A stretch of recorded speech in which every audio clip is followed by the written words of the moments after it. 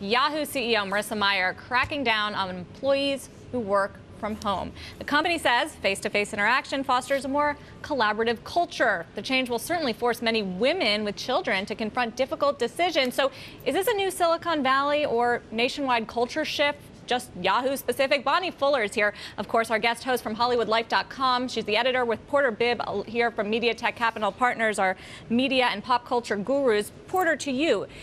She's a turnaround CEO. She's come in to reverse Yahoo's fortunes. Is this a way of doing that? Can this really change the culture and the productivity? Well, it's the right move, but the wrong message.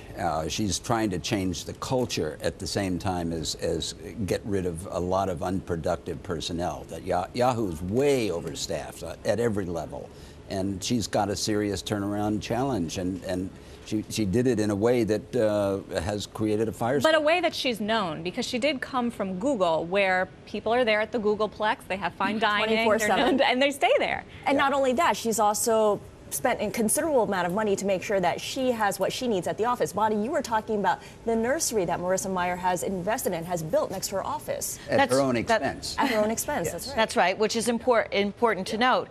But listen, she took on that job, and that's a big job, when she was 5 months pregnant, and she only took 2 weeks of maternity leave. And those of us who've had babies know you don't feel that great after 2 weeks, but she felt it was necessary for her shareholders and employees that she get back there. So she did what she had to do, which was to bring her baby to the office. Now, if she hadn't done that, she would have been subjected to criticism about, is she a bad mother because she's leaving her baby after 2 Absolutely. weeks? I think she's in a very difficult position. She's a lightning rod. She's a lightning rod, and no matter if you take 2 weeks off or 5 months off, women struggle with their return to the workplace. It's a smokescreen, though. It's not a cultural issue. It's not a change in attitude about working at home.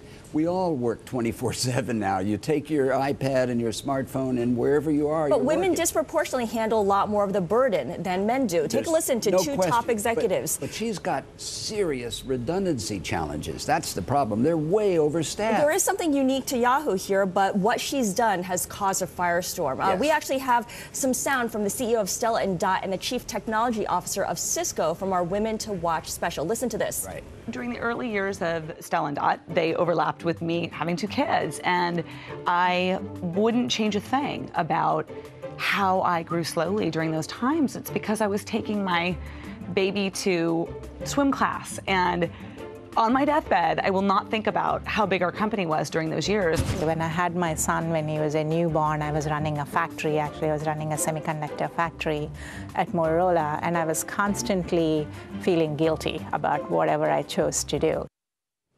Constantly feeling guilty. Guilt's obviously a big theme here. Guilt is what working mothers live with. I know I do have a sympathy for Marissa Mayer.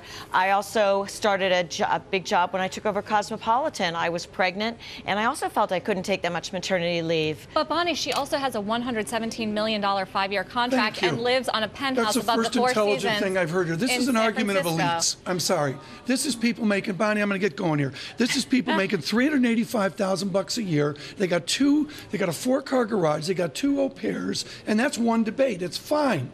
But we have found at Bloomberg that work from home is critical for people who aren't doing $385,000 a year. It is a life-changing, constructive benefit for people making $112,000 a year, single moms, single parents, and this changes the game for them.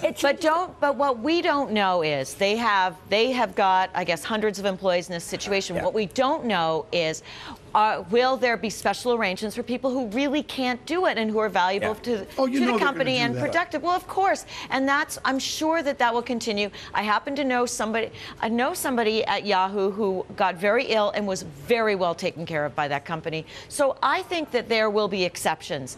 But I mean, we all work here. I mean, you all work at Bloomberg together, and you're very collaborative. Yeah, but we're only working a 20-hour work week. Yeah, we don't talk to each other outside that, though.